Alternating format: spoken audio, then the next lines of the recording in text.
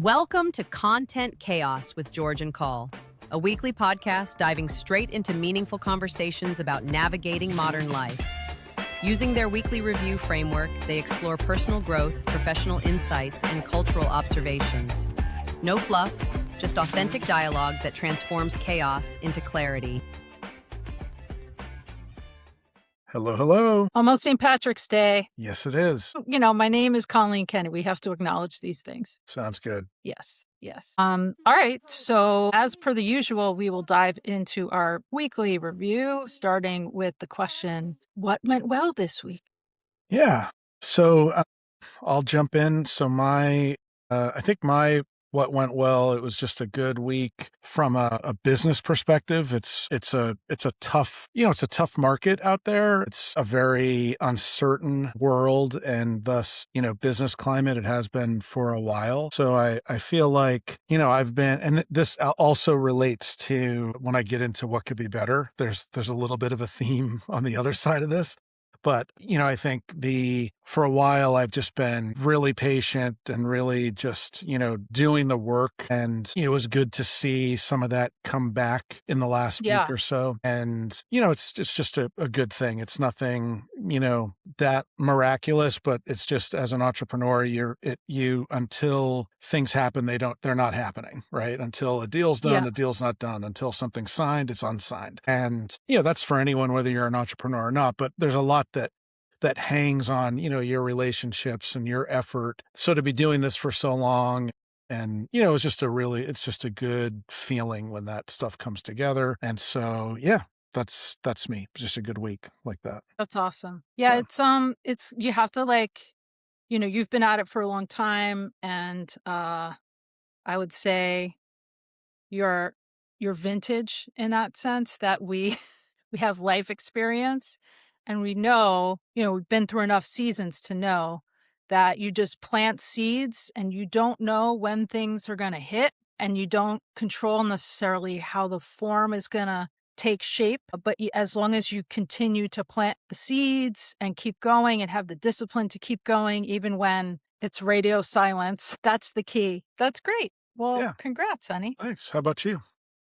Mine is about friendships, long-term friendships. And just, one of my work colleagues, dear friend from CBS, passed away this week. And I was at the funeral this morning, and I connected with some peers, and it was just, it's just touching and heartwarming, and just knowing that there are certain relationships truly that do transcend the workplace. And sometimes in life you don't realize it, but you get to be a part of something that's truly special. And sometimes it takes distance to realize that. But I just feel very grateful. This beautiful Lorraine, our dear friend Lorraine, she got breast cancer in 1997.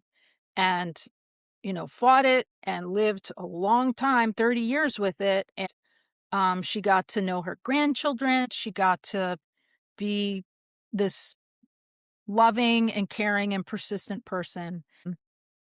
I'm just grateful. I got to experience her and see my friends again, and focusing on the good stuff, like how lucky we are. There's a quote from Keith Richards.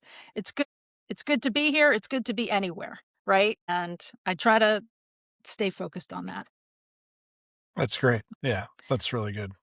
So that is my what went well and what could have been better. So I mentioned there's a little bit of a theme. It's not about me or my business, but it is a tough market. And so in a tough market, I've been experiencing, there's a common thread, and it's in this tough market. I think it's not the time to, panic, or it's definitely not the time to get creepy with the way you market or the way you sell. So I've been experiencing this.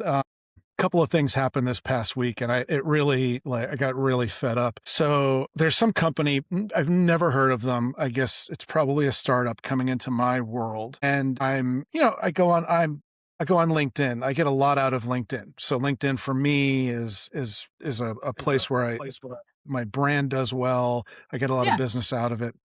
This company has a post up like with my name in it, like a visual. It's like a marketing image that they've decided to use.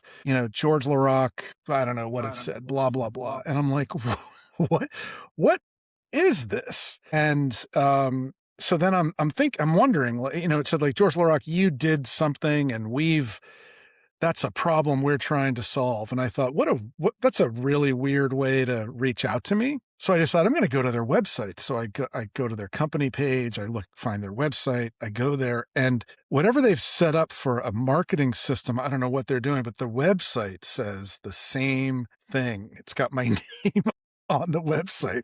And I look and I'm on their homepage. So I don't know what's Yeah. happening technically.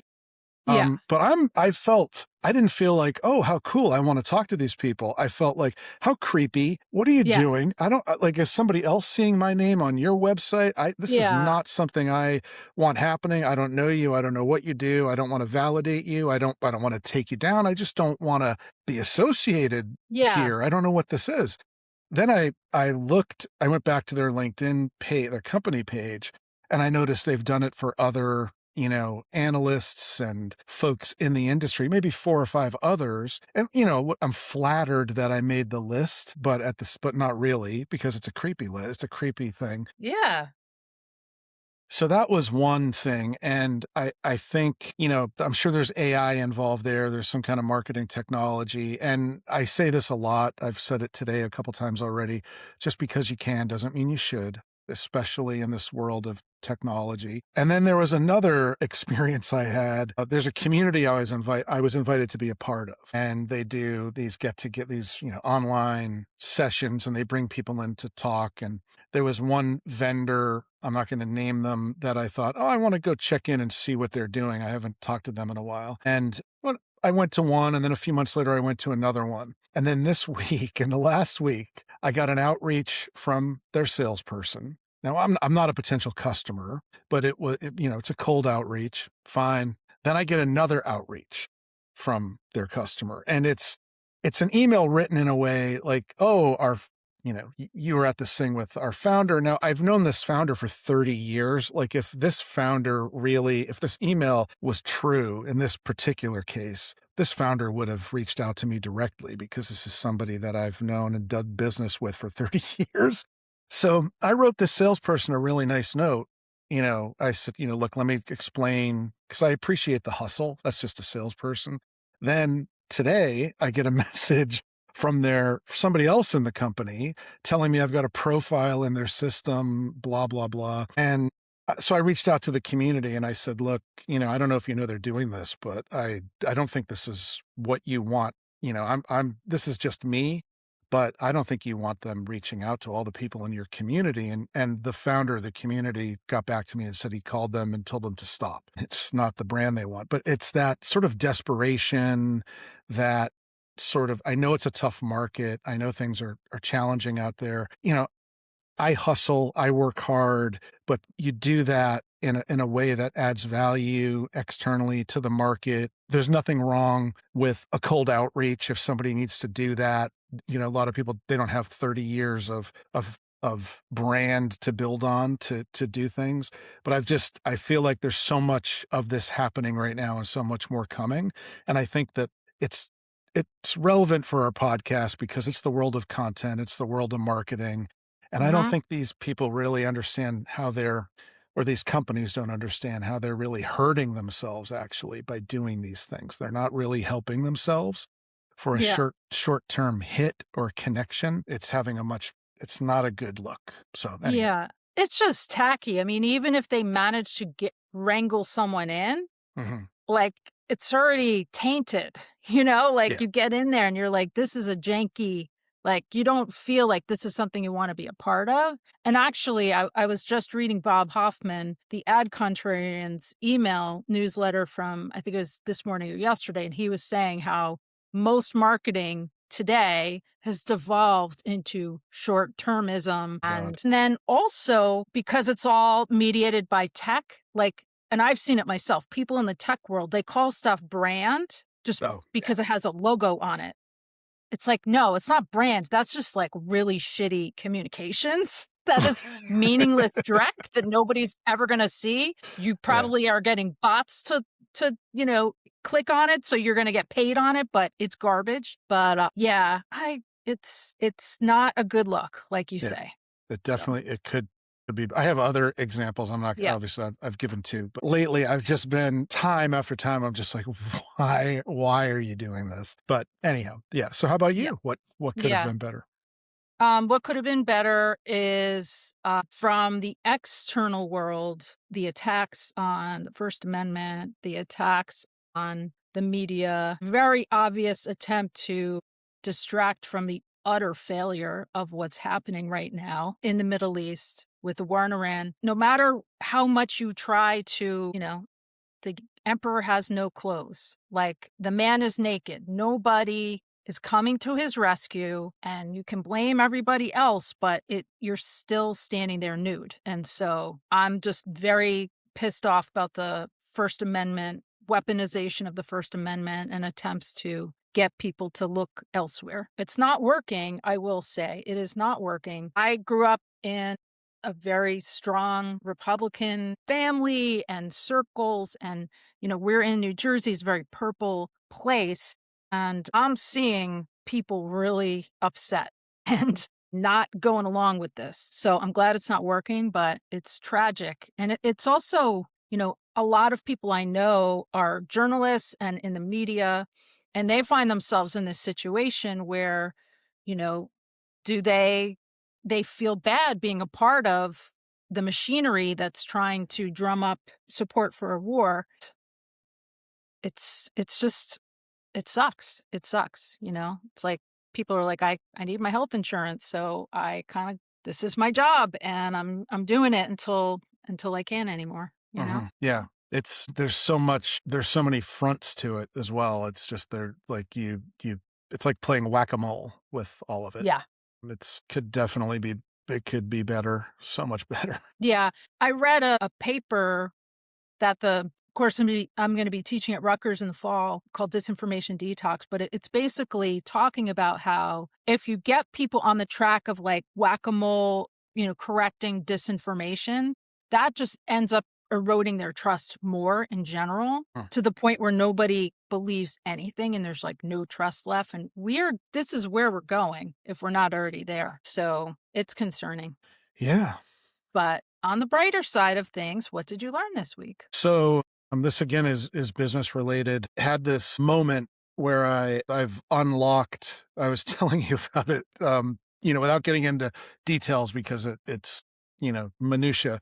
But I unlocked at a high level. I unlocked the ability to connect. It's 7 or 8 years of data that I've amassed with 15 plus years of content things, all of my what I've done and written and published with my database and contact list and sort of universe of my market, along with external market data, all within the systems that I already use. Mhm. And it was one of these moments where I thought, this stuff is evolving so quickly, and I'm using different AI tools and different platforms. And then I thought, I wonder if I can connect these things now. I wonder if I can I wonder if it's easier to do that, because I've looked at this before. It's been a long-term goal of mine to pull everything together into like what I could do with that. Oh my God. And then I went and looked, and it was like, wow, I can do it. And so I'm still in the middle of putting it all together, learning how to set it all up, but it's Yeah. amazing. It's always been possible, but it would have taken me a developer and a lot of time, and it would have then been maintenance, and it would have been, and the upkeep of it would have just been annoying, and, data entry and so forth. And this isn't like that at all. So I continue to just learn and learn with all of this technology that's, really helpful. So yeah, Cool. that was my learning this week. Yeah. Yeah. You were telling me about that yesterday on the way to tennis, and like I can't believe what I can do. Like, I'm like, okay, Claude, this is what I want you to do. And I'm like extremely literal, writing very long prompts because this is what it's like the work that you've always done your whole career. You had teams to do certain things and then you didn't have teams. And now it's like you have a team again. And it's like I'm typing stuff in and then I go and make my breakfast and get my coffee and I come back and I have like, here's my PDFs and they're all ready for me to, it's like, it's crazy. Yeah. I love it.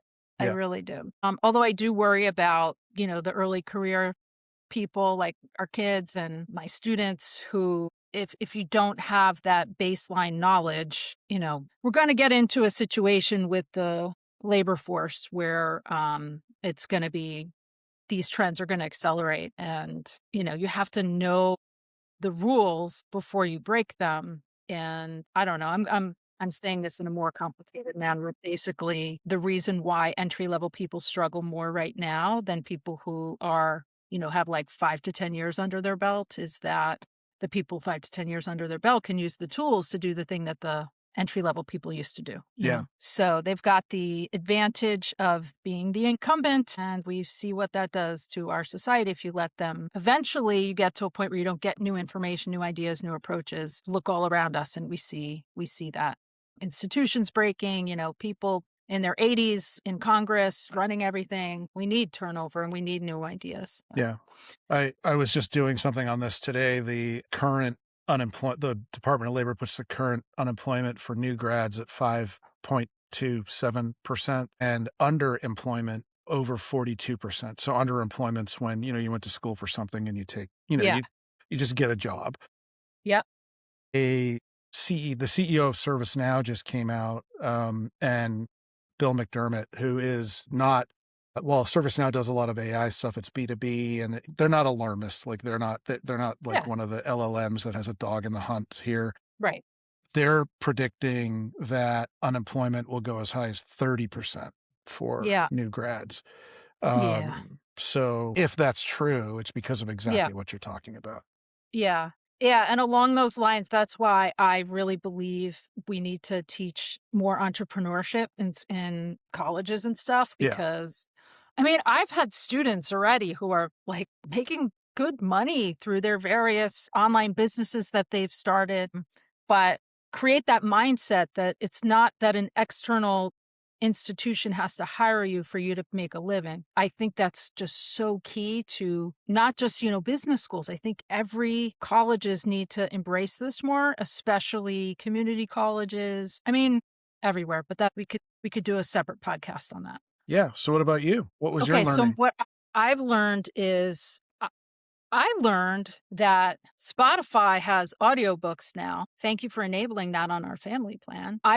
So I gave up Audible as part of Scott Galloway's, resist and unsubscribe. But I had that drive out to Westchester today, so I wanted to listen to this book because I'm teaching a workshop on Saturday. You Are a Badass by Jen Sincero. Turns out she worked at CBS in CBS Records in marketing, which is kind of funny. Oh, wow.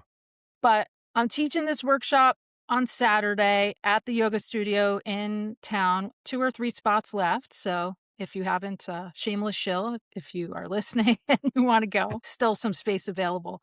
But it was going to be a book by Deepak Chopra called The 7 Spiritual Laws of Success. He ended up in the Epstein files. So I switched the book and I wanted to, the way I learn, I like to read things, but I also wanted to hear Jen Sincero's voice because she voices this book too. And I loved it. I loved it. Now it's a book that, it's a highly successful book. It's the 10th anniversary edition I'm holding here. And, this is like a huge big seller, but it's a very clear description of manifestation, trusting your intuition, and having discipline and being honest about what you want and letting go of your negativity and your judgments and regrets of the past and stuff like that. Yeah. So I've just really been taking this one to heart and I'm very excited to teach the workshop on Saturday. Everyone should embrace their inner badass. Agreed. Yeah.